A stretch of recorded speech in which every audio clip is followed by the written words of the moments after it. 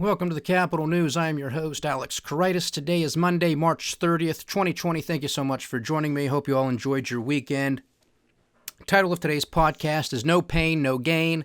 And I'm not talking about working out or Arnold Schwarzenegger or any of that type of stuff, but basically a continuation of the moral hazard of this phony BS stimulus package, which is not a stimulus package at all. This audience understands this. It's just a spending bill, and the largest ever. And it went without a hitch. Nobody stood up and denounced this. You had one congressman from Kentucky, Tom Massey, who spoke up and said, if we're going to vote for this, let's have a recorded vote. Put your name on the record. And of course, that got booed down. There's no way that's going to happen. The president comes out against him. Democrats come out against him. Other fellow Republicans. I mean, everybody was against the guy who just wants to say, let's put it to a vote, a recorded vote. But we can't have any type of accountability. And then all of our congressmen get to hide behind it. How convenient. Which is so in tune with my recent letter. And if you haven't checked out that podcast or our website at thecapitalnews.com, Representation and Recourse, I do ask that you do take the time to read that letter or to listen to that podcast where I read it aloud for you. Take it as your own. Send it to your own congressmen and senators, or some variation thereof, especially if you are in agreement with it. These people need to wake up because I'm telling you, this is most likely not the end of it. This is most likely not the end of it. Because $1,200 might be enough to shut people up now, but it's not going to be enough come next month or another month if we're still under some sort of lockdown. And this thing is coming in stages. This is a big country. This is coast to coast. So yeah, it might be taking place epicenter in New York, but what happens if the epicenter in a month becomes Michigan, or somewhere else in the Midwest, or down in Louisiana, or back out west to California, and then back east to Florida? I hope this doesn't happen, but that's likely an outcome. There's a possibility and a probability that that is what's going to take place. Even the states where people say, well, there's not that big of a outbreak, or not too many people have it. We don't know all this yet, ladies and gentlemen. We hope that's the case. We are ramping up our testing. And kudos to the federal government, states governments, the CDC, NIH for finally getting that going. But we don't have enough tests yet. And that's really what it takes to understand the severity of this. And hopefully it's as minimal as possible. But $1,200 in the grand scheme of things, especially where a lot of these states are shut down, especially in these bigger cities, $1,200 is not going to get you that far. Even if you're in a household, you're married, whatever, okay, now it's $2,400, you got a couple kids, okay, maybe it's now a few thousand, maybe 4,000, whatever it comes out to. Even that is not that much, especially if you have lost your job. Now, hopefully you, obviously now, under this spending bill, you'll collect your unemployment, and maybe with an additional $600 on top as a kicker. So maybe you can make some ends meet.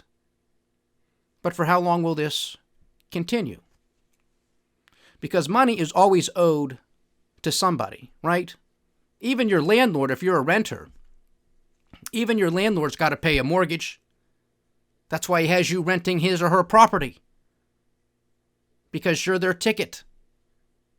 That's how it works.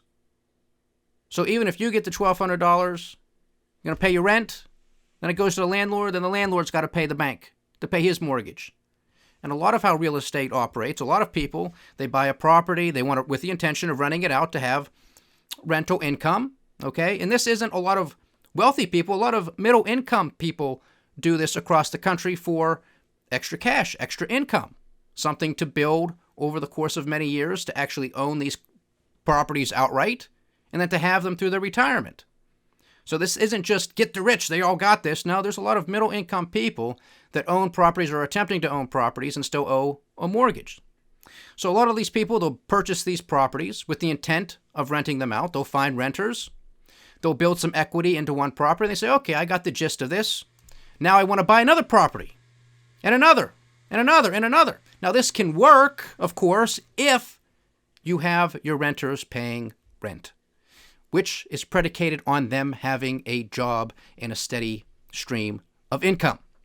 Well, we don't have that situation right now. So this is a huge daisy chain that is in effect. That's why the stock market sold off to the degree at which it did. That's why this is probably, we are far from out of the woods. Even if COVID-19, we find therapies for it, we find a vaccine for it, can't come soon enough, but the economic damage, for all intents and purposes, has been done. Not all of it. Not all of it. This is going to be a very long unwinding, despite how fast the stock market might go down, because the economy is not the stock market. Okay? It just isn't. It's supposed to be correlated, and sometimes it's more so, sometimes less so. And we've seen that, and we've had multiple discussions on this. The melt-up was very little correlated.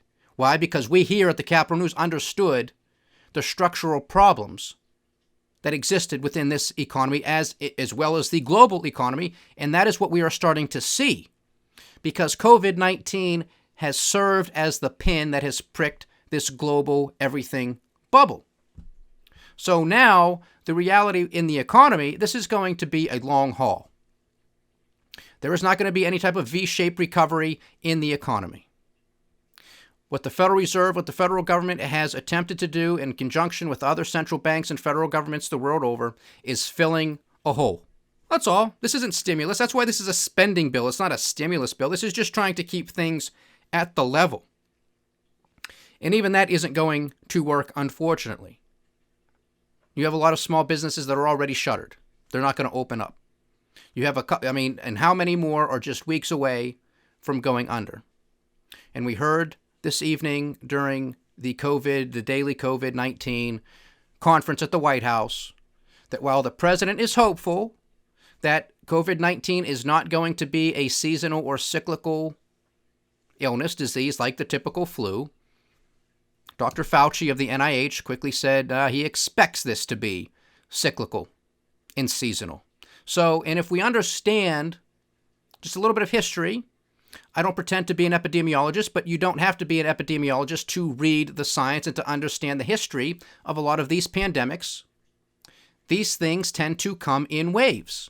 Well, this is the first wave.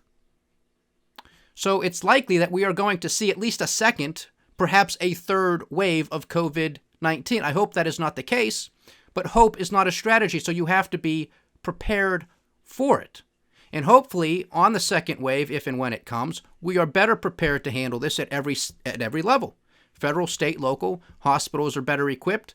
We got a better game plan in place, and hopefully it goes smoother than what it is taking place right now. So this is far from over. The structural damage to the economy was done long before COVID-19. This just exacerbates it. The structural problems were here. They existed, they persisted well before the oil price war in which we find ourselves. It just exacerbates the problem. Same thing going back since Donald Trump became president. Before the trade war with China was just something that exacerbated the problem. That's it. And now maybe some of you are aware that the president has suspended the Chinese tariffs for, I think, about 3 months, which is sort of an interesting thing, isn't it? Because the president has been telling us for the past year and a half, 2 years now, that tariffs are fantastic for the U.S. economy. We're bringing in so much money. Well, we're about to spend $2.2 trillion. Don't you think we need those revenues? But oh wait, that's right, that's not how tariffs work. You have been lied to by this administration for the past year and a half, 2 years on how tariffs operate. Because if they were so great for the economy, then don't you think he'd want to keep them on, maybe even ratchet them up higher so he can bring in even more money from the Chinese because they're the ones paying it? But that's not what's taking place. There's a 3-month suspension because it hurts the economy. It hurts U.S. business. That's the truth. But you're not going to hear that from the president. You're not going to hear that from Peter Navarro, Larry Kudlow, Mnuchin, Wilbur Ross, any of them. You're not going to hear the truth out of this administration on those points. You're just not going to. And we've talked about that for the past year. I'm just waiting for phase 2 talks to start popping up. When's that going to take place? So no pain, no gain comes to the realization that if we continue with these bailout spending bills, what lesson are people going to learn in this?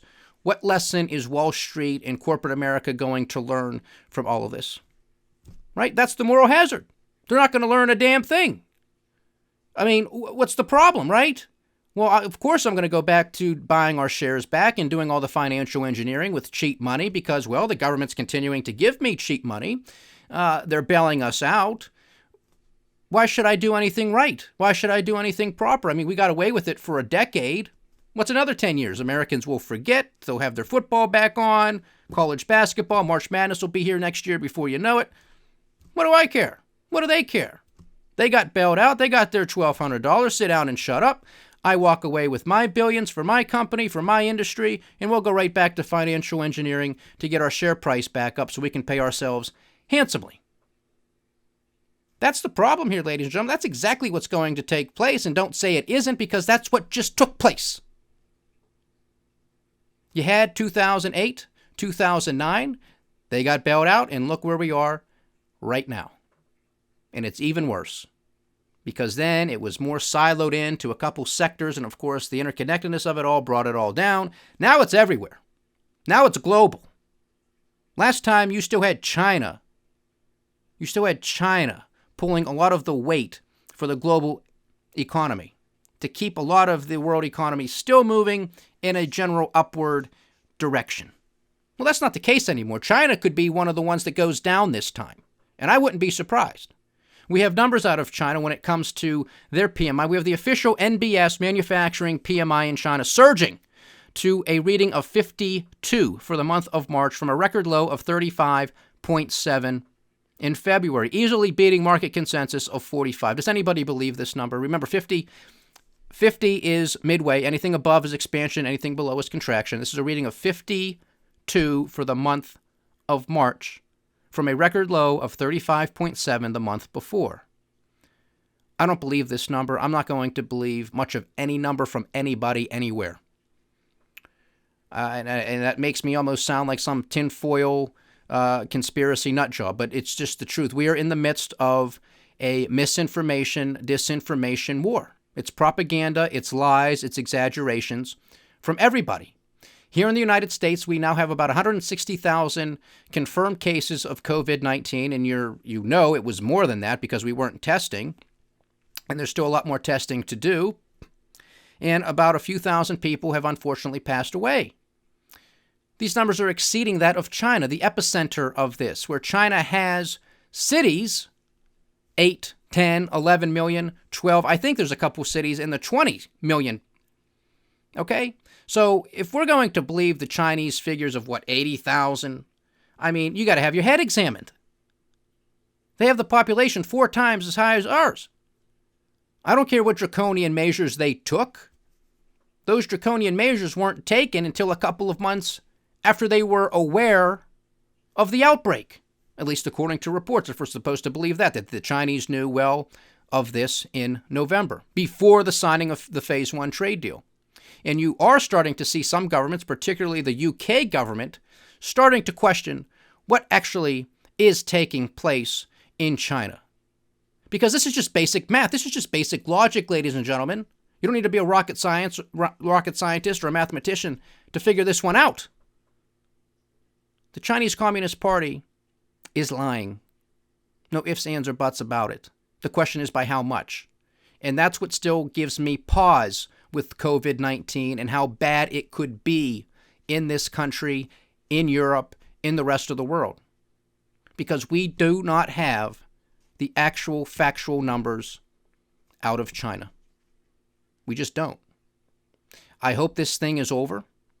I hope a lot of people, if they get it, that they recover and they don't have to even go to the doctor. And that seems to be the case for most of it. But there are a lot of people who have pre-existing conditions.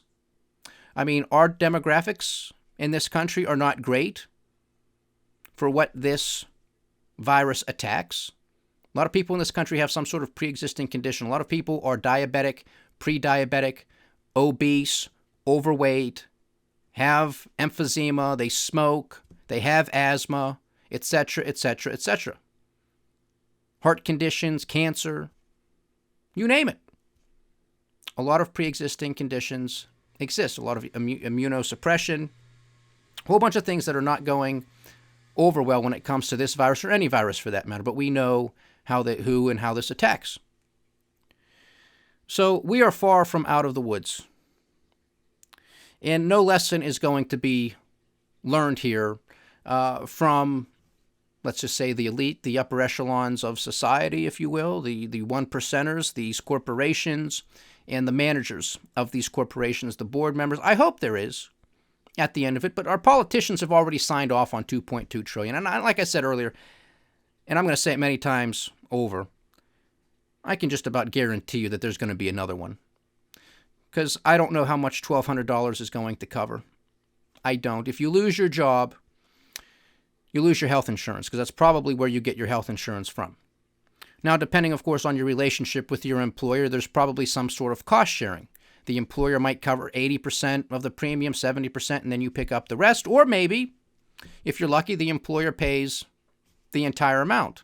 Well, if you lose your job, it's no longer the obligation of your employer to pay for your health insurance. And it's very expensive. And when company after company, no matter the size, is short on cash and cash flow right now, they're going to say, okay, well, we're sorry, we got to lay you off, but you understand the situation. We can't continue to pay your health insurance, so, okay, good luck to you. Well, there is a federal law called COBRA. Many of you, I'm sure, are familiar with it, which gives you, the former employee, the right to purchase that health plan. Because you chose that health plan, so presumably you like what it has to offer. But you have to pay 100% of the premium now, as opposed to maybe nothing, maybe 10%, 20%, 30%, again, whatever your cost sharing was with your employer. Well, if you're single, you might say, screw it, right? I don't really need to worry about it. I'm under quarantine. I'm not going out, knock on wood. I'm not going to get hit by a bus. I'm not going to get sick. And if I do get sick with COVID-19, there are other health insurance companies. Maybe the government will fill the tab because it is COVID-19 related. I'm not going to worry about it. But what happens if you're married? What happens if you have kids? What happens if you have pre-existing conditions? What happens if you have medication and you need health insurance to help mitigate the costs? Right? That's a lot of Americans. That's a lot of people who are unfortunately being affected by what's taking place right now. $1,200 is probably not going to cover most of those premiums. I mean, the health insurance business in this country is ridiculous. It is out of control. It is out of control how we operate our healthcare system. And that's because the government has intervened to the degree in which they have. And we discuss this at length, again, in our book, The Cynic's Guide to Investing. We talk about everything in that book because it's all connected, and you have to understand the puzzle pieces so you can put it together so you can build yourself a lasting portfolio. Okay? It's not going to be perfect. You're not going to win every trade, every investment. Nobody bats 1,000. But be on the right side of the trade more times than not. Have an understanding, at least have an education, because that's what's lacking here. It just becomes one thing after the next. And a lot of these people, I just don't think 1,200 is going to cut it, which is why I imagine that Congress is going to come back with even more. Now, I think, obviously, pain is going to be felt by a lot of the smaller businesses, mid-sized businesses, and a lot of the individuals. And I do think there is going to be a huge behavioral shift after this. Right? Because a lot of businesses, no matter the size, if they survive on the other side of this, and even new entrepreneurs that will spring from this, they're going to scratch their head and say, you know what, look, I was just as productive working from home as I was in the office. Managers of these corporations, of these businesses, you know what, we were just as productive with everybody at home. So why are we paying all of this rent in these skyscrapers or wherever we're renting our commercial real estate from, right?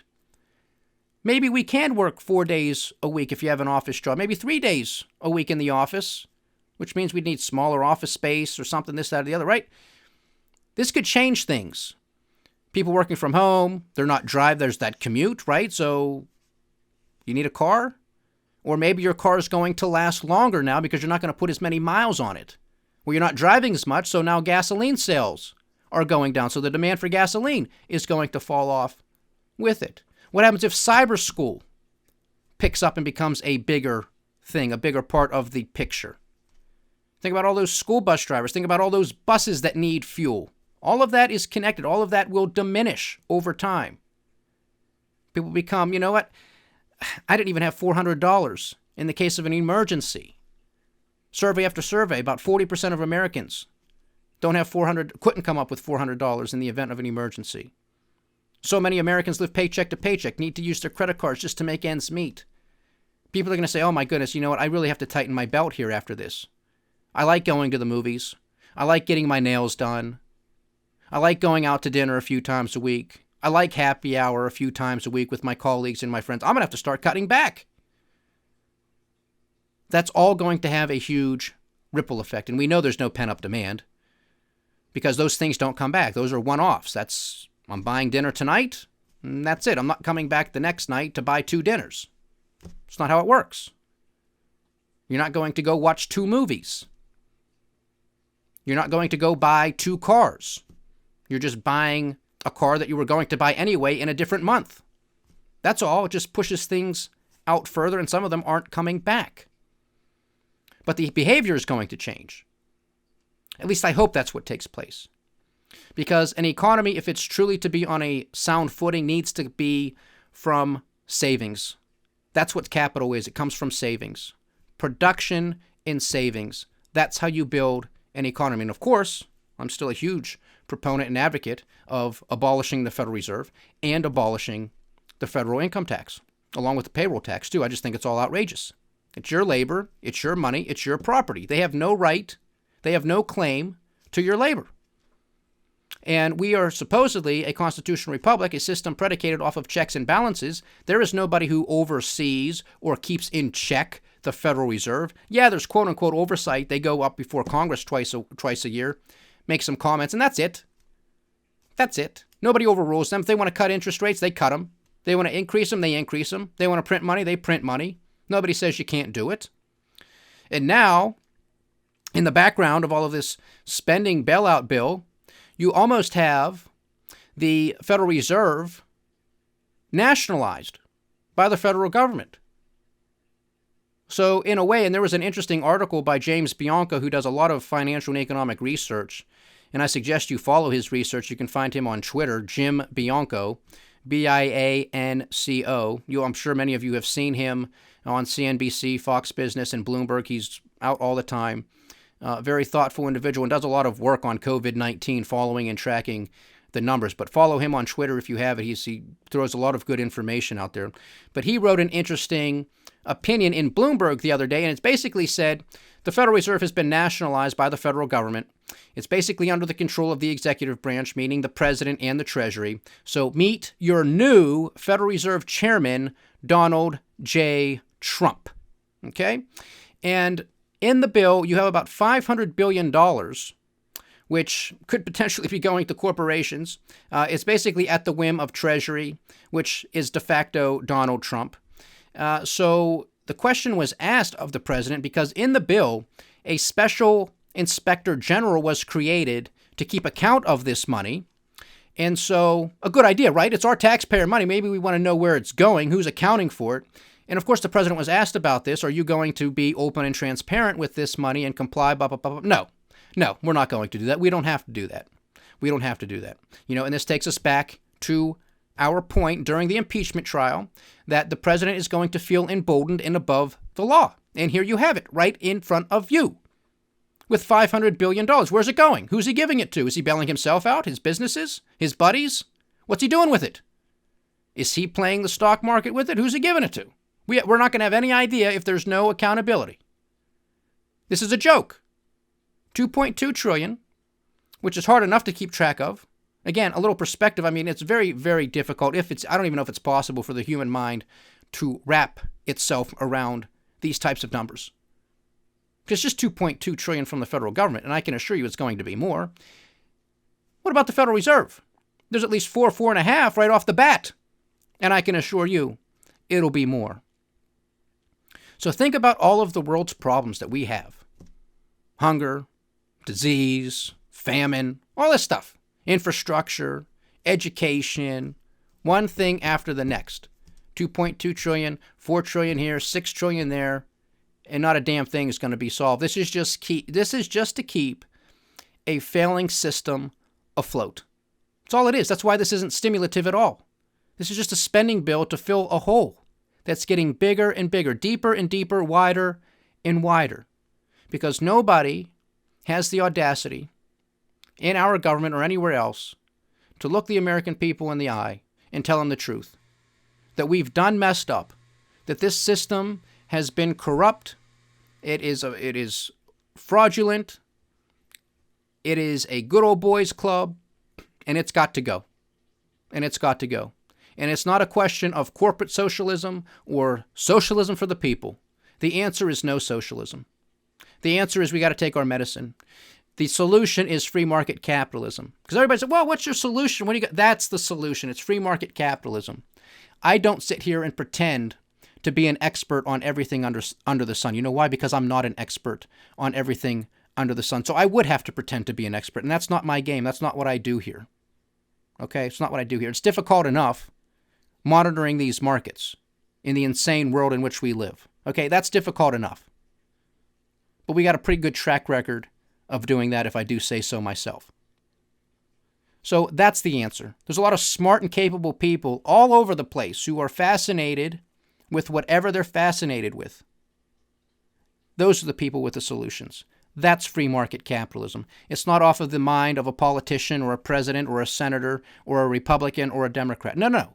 It's the people. It's our job to solve these problems. That's the solution. It's not, oh, well, yeah, I got this 50-page proposal for this problem, and then over here I got a 72-page proposal for that problem. But that's not how it's supposed to work. We, the people, are supposed to solve our own problems, and if we allowed this to happen, we'd be out of the woods much faster than what it's otherwise going to be. And I imagine this is going to be a multi-year, if not decade-plus long type recovery. And that's just to rid ourselves, delever ourselves, if we allow it to happen. And right now, we're not allowing it to happen. We're trying to backstop it. You got to understand this, ladies and gentlemen. There is no free lunch, and I cannot stress this to you enough, because people think, okay, I'm getting $1,200. Good. What about the average American? Well, what about them? What about these corporations? What about them? You have to stop this. This is madness. Like I've stated in my letter, Representation and Recourse, like I've stated on this podcast time and time again, let the markets work. Call up your bank. Call up your employer. Call up your suppliers. What can we do? Can we go a month? Can we go a few weeks without this, that, or the other? Make a deal. Make an agreement. That's markets working. Can you forgive me this? I'll forgive you that. Barter, exchange something. Have a conversation. Tack the payment on at the end of the loan. Do something. Don't just say, oh, well, the government, which has no money, by the way, oh, yeah, they're just going to give us money. It's not free. It's not free. And on the other side of this, I believe that this medicine is going to be worse than the disease. And we have a lot of history to back this up. We wouldn't be collapsing to the point that we are if all of this money printing and all of these deficit spending, if that was the solution. It's not. So it's insanity to continue on this path. And another thing I came across, Jim Grant, some of you may have heard of him as well. I've mentioned him on this podcast before. Jim Grant, Grant's Interest Rate Observer is a newsletter. You'll occasionally, I should say, see him on CNBC and Bloomberg, and I'm sure Fox Business as well. This is one of the few people that I not only listen to, but believe in. Okay, because I could probably count on one hand the number of people that I actually listen to and believe when they tell me something, and who I would actually listen to their advice. Jim Grant is one of these individuals. And he came up with what I thought was a very good analogy, which is in part why I came up with today's title of No Pain, No Gain. Because his wife is a physician, and he basically stated in a recent interview on CNBC, this is sort of analogous to the opioid crisis. Because many years ago, doctors, for whatever reason, came up with the idea that that is of primary importance. Managing people's pain. And if we can manage their pain, well, then they're going to be okay. And what came out of this was the opioid epidemic, which we are still in the midst of. I give credit to the Trump administration because a lot of that has started to wane a little bit, but it's still very much present in this economy, in this country. And if we go further into recession or depression, it'll only get worse, as will other drug usage and a whole bunch of other things like that. But he basically made the same, look, the country is just, we can't deal with pain. Can't take our medicine. Can't go through it. That's why they overprescribed everybody all these opioids. And don't forget, we talked about this a few months ago. I think it was the Purdue family, Purdue Pharmaceuticals, who manufactured, I think it was Oxycontin, if I remember correctly. They're being sued, right? They basically got to file for bankruptcy because they knew that their drugs were addictive. They knew what was going on, but they were making so much money. Who cares, right? Who gives a damn? Doctors are getting paybacks, all this stuff. What about them? Are these people, these doctors, these physicians, they still in business? Of course they are. Of course they are. So I thought that was interesting from Jim Grant to make that analogy, that this country, people in this country can't deal with pain. They can't deal with sacrifice anymore. Pop a pill. Don't actually take care of the underlying problem with the person. Just give them a pill to manage the pain. And now here with the economy and finance, no. There can be no correction. There can be no pullback in bonds, in commodities, in equities, in foreign exchange, in real estate, residential, commercial. Makes no difference. There can be no correction. There can be no opportunity for people who did the right thing, who saved, who invested prudently, who have healthy balance sheets. Screw those people. Screw them. Bail out all of the reckless idiots who have brought us to this point. And of course, you need to use the healthy balance sheet to bail out the reckless. This is why I am predicting in this country and around the world, unfortunately, but I've been stating this for months, so this isn't something new, that there will be riots in this country. Because it's going to be the people who have and the people who have not. It's going to be the people who have pensions and people who don't have pensions. Because the Federal Reserve, if not the federal government or both, will be going for the states next, which is a pass-through to pensions.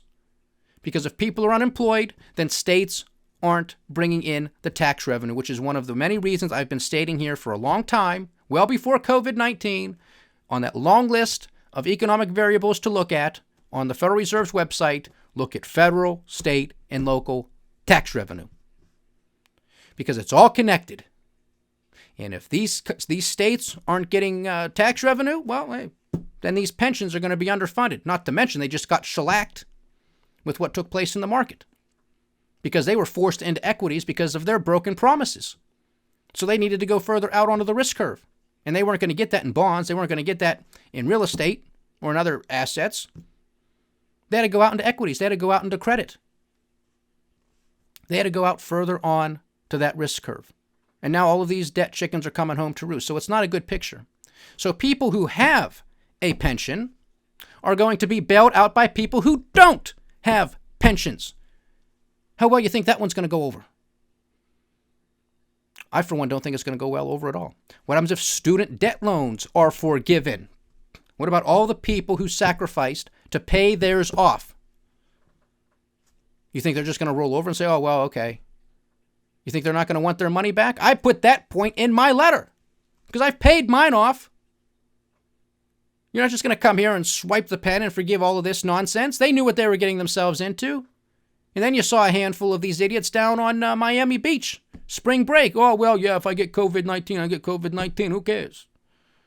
Who cares? I booked the trip. We're coming. I don't care. I don't give a damn. I'm here to party, get drunk, have fun. I'm not bailing these people out. That's the same frat boy who's on Wall Street who's getting bailed out. Do you understand how this is all connected? That's all I'm trying to say here. It's nonsense. It's nonsense. Go through the sacrifice, go through the pain, because there's no easy solution to this. But I can assure you, the pain will be that much worse the further we kick this can down the road, and the more stimulus, it's not stimulus, the more spending, the more bailout packages we put forward.